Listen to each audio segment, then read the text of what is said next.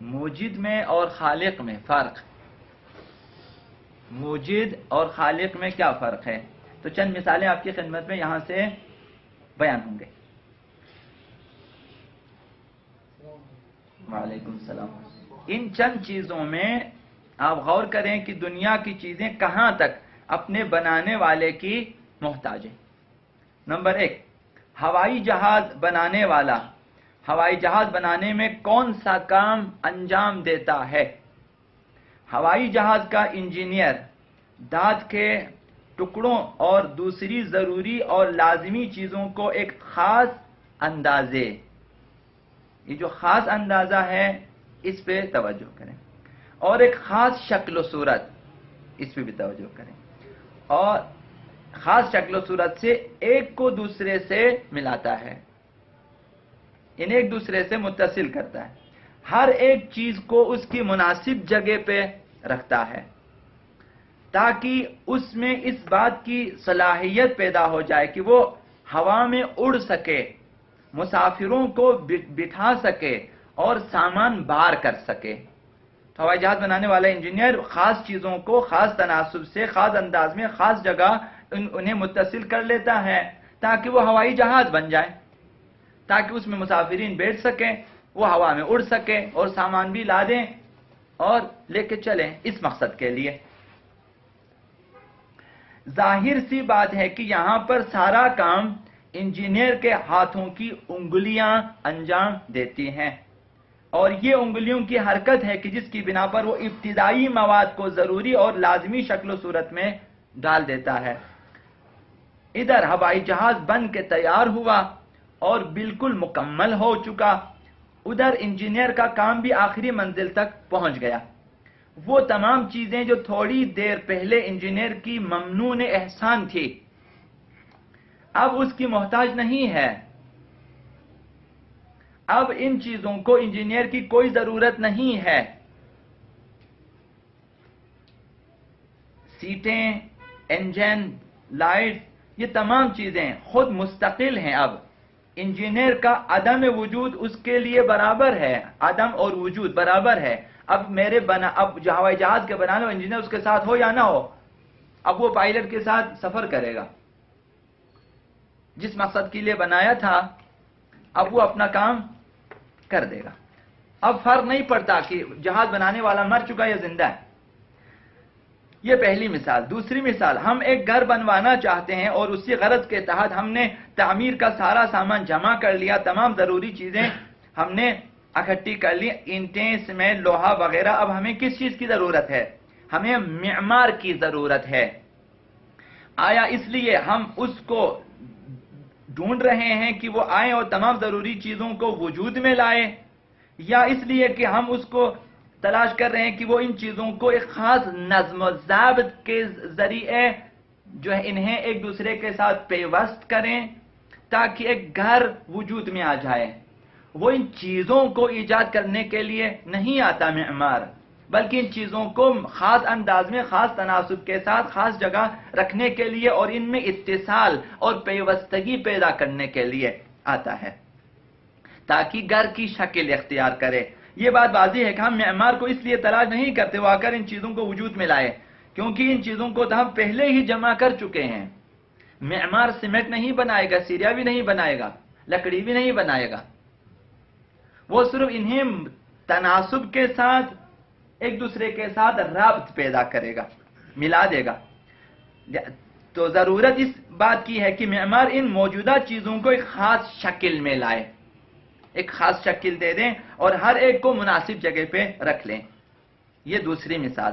تیسری مثال، جس شخص نے ایفل ٹاور کو نہیں دیکھا لیکن اگر اس کے سامنے ایفل ٹاور کی حیرت انگیز اونچائی اور اس کی عجیب و غریب خصوصیات بیان کی جائیں، خود نے ٹاور کو نہیں دیکھا، آپ نے آ کر اس کی خصوصیات بیان کی، اس کی اونچائی اس قدر ہے، نقشہ اس طرح سے ہے وغیرہ، عجیب و غریب اس کی خصوصیات آپ بیان کریں، تو اس وقت یہ شخص پلک جھپکتے ہی اسی ٹاور کی تصویر اپنے ذہن میں بنا لے گا۔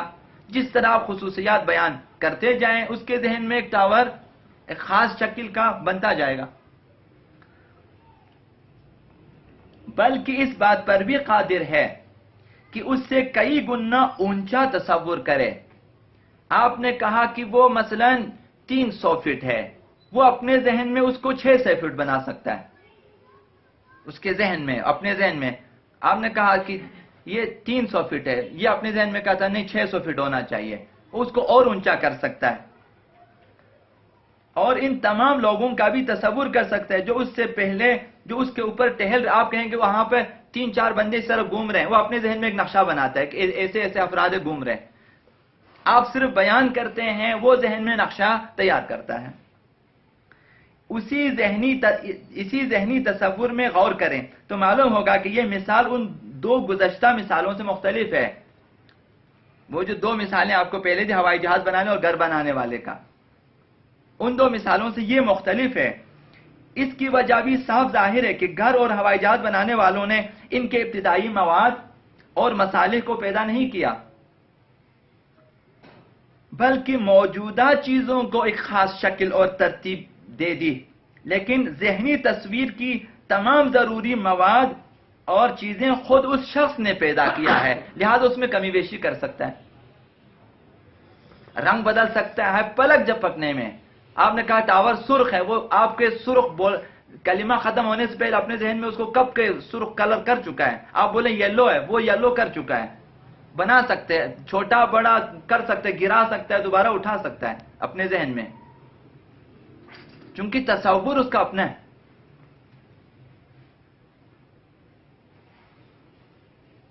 اسی بنا پر ذہنی تصویر خارجی چیزوں کی محتاج نہیں ہے، بلکہ ذہن انسانی جتنا چاہے اس کو وسیع اور بلند بنا سکتا ہے. پس ذہنی تصویروں کی بنیادیں ہمتاً ہماری ذات پر ہیں. تصویریں اسی وقت تک باقی رہتی ہیں جب تک ہم چاہیں. اگر ہم ذرا بھی توجہ موڑ لیں تو فوراً تصویر نابود ہو جائے گی.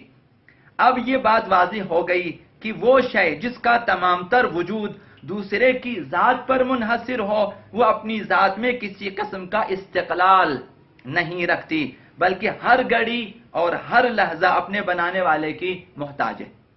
دیکھنا یہ ہے کہ موجودات عالم جو عدم سے وجود میں آئی ہے، یعنی پہلے یہ چیزیں معدوم تھیں، کائنات معدوم تھی، نہ تھی، اب نیستی سے کائنات پھر وجود میں آئی.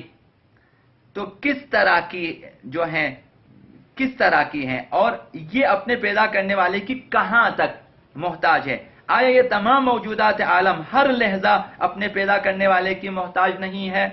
ممکن ہے کچھ لوگ یہ خیال کریں کہ موجودات عالم اپنی خلقت کے بعد اپنی بقا میں پیدا کرنے والے کی محتاج نہیں ہے. بہت سارے مکاتب فکر کا یہ نظریہ ہے کہ اب خدا فارغ ہے، بنا دیا، اب دوسروں کے حوالے کیا، خدا کا کوئی کام نہیں ہے. یعنی وجود میں خدا کی ضرورت ہے، سن رہے ہیں، بقا میں خدا کی ضرورت نہیں ہے.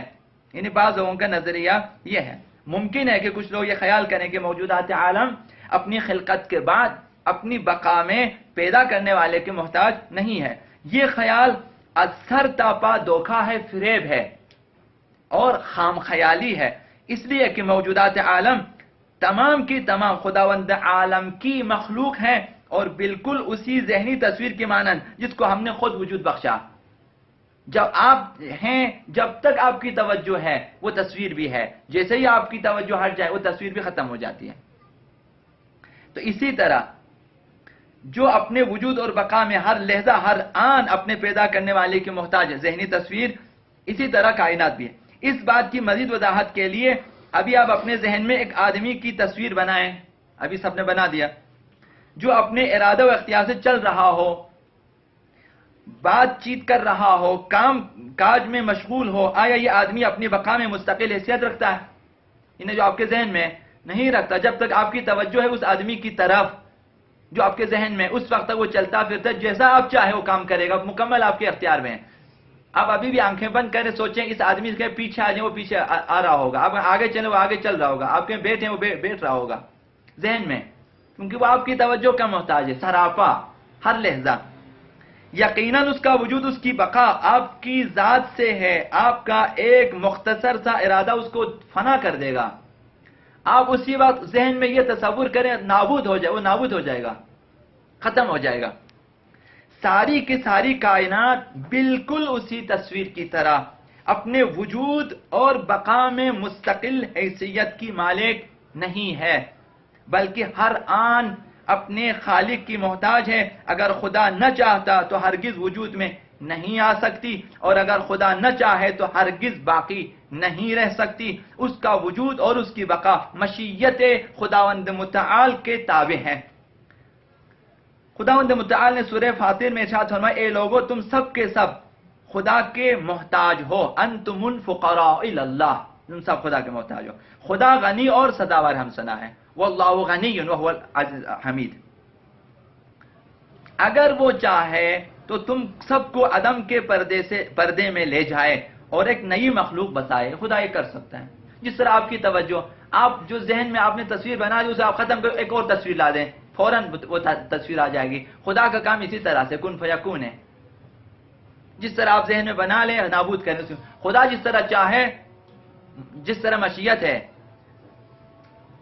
ان یقول له کن فیکون. یہ بات ایک مسلم حقیقت ہے کہ جس کی طرف اسلام اپنے ماننے والوں کو ہر وقت متوجہ کرتا ہے. مثلا ہر نماز میں سجدے سے اٹھتے وقت اس پرمعنی جملے کو تکرار کرے بحول اللہ وقوتہ اقوم. میں خدا کی ہی طاقت و قدرت سے اٹھتا ہوں اور بیٹھتا ہوں. یعنی ہر لحظہ ہم محتاج ہیں خدا کے. اگر ہم غور کریں تو یہ بات واضح اور روشن ہو جاتی ہے کہ خدا کے مقابلے میں ہماری کوئی مستقل حیثیت نہیں ہے.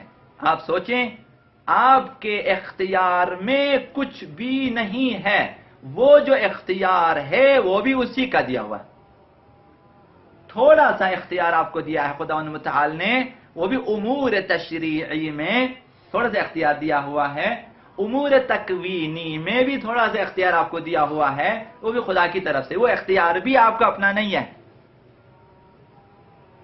نہ وجود آپ کا ہے، نہ بقا آپ کی طرف سے ہے. آپ اپنے آپ کو باقی نہیں رکھ سکتے.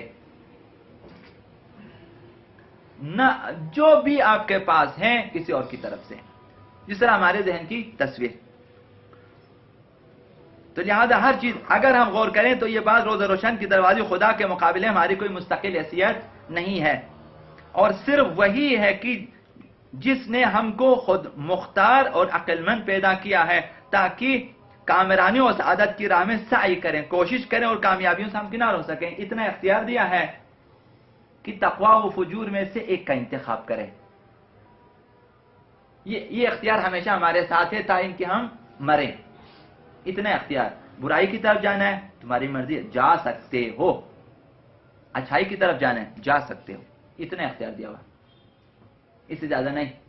یہ اختیار بھی اسی کا دیا ہوا ہے. بقول شہید متحرک کے ہم اس میں بھی مجبور ہیں. ہم مجبور ہیں کہ مختار رہیں. ہم اپنے آپ کو مجبور نہیں کر سکتے. ہم خدا سے نہیں کہہ سکتے خدایا میں نے حتماً جنت کی طرف جانا ہے، مجھے حسن دوزخ والی دو راستوں میں سے مجھے انتخاب کے لیے حسن مجھے مختار نہ بنائیں. خدا ایسا نہیں کرے گا. نہیں، تو مختار ہے. یعنی زبردستی بالجبر تمہیں اختیار دیا گیا ہے. حتماً تمہیں انتخاب کرنا ہے ایک چیز کا. سمجھ میں آیا انشاءاللہ؟ نہیں. اس جبر میں اس جبر میں فرق ہے. ہم مختار ہیں مجبوراً، نہ کہ ہم کلن مجبور ہیں. ہم مجبور نہیں ہیں، اپنے اعمال میں مجبور نہیں ہیں، مختار ہے. اور یہ مختار یہ اختیار ہماری مجبوری ہے کیونکہ خدا نے مختار بنایا ہے. اب ہم اپنے آپ کو مجبور نہیں کر سکتے، ورنہ میں مجبور کرتا خود کو کہ ٹھیک جنت کے راستے پہ جانا ہے. جانا ہی نہیں جہنم کی طرف، تو میں نہیں کر سکتا ہوں کیونکہ میرے پاس یہ چیز نہیں ہے کہ میں جہنم کے راستے کو بکلی بند کر دوں، کہ میں جا ہی نہ سکوں. اس اختیار کو بھی ہم ختم نہیں کر سکتے. تو ہم اپنے اختیار میں مجبور ہیں کہ ہم اپنے اختیار سے کام کریں. تو صرف وہی ہے جس کے بے پایاں رحمتیں جس کی بے پایاں رحمتیں اور بے انتہا عنایتیں ہم وقت ہمارے شامل حال رہتی ہے. اسی بنا پر ہم بے اختیار اس کی عظمتوں اور جلالتوں کے سامنے سر تسلیم خم کر دیتے ہیں اور اس کی بارگاہ میں سجدریز ہو جاتے ہیں اور دل کی گہرائیوں سے یہ جملہ زبان پہ جاری کر دیتے ہیں, سبحان ربی الاعلی, پاک و منزہ ہے وہ خدا جو بہت بلند ہے. تو ہم اپنے وجود میں بھی اور اپنی بقا میں بھی اپنے خالق و مالک کے محتاج ہیں ہمہ وقت. جس طرح روشنی, بجلی کی روشنی ہمہ وقت محتاج ہیں کہ اس میں کرنٹ ملتی رہے اسے مسلسل, جیسے ہی کرنٹ ختم ہو جائے یہاں روشنی بھی ختم ہو جاتی ہے. جب خدا چاہے کہ ہم نہ رہیں پھر ہم نہیں ہیں, تو ہم وہ اپنے وجود میں اور اپنی بقا میں ہمیشہ خداوند متعال کے محتاج ہیں.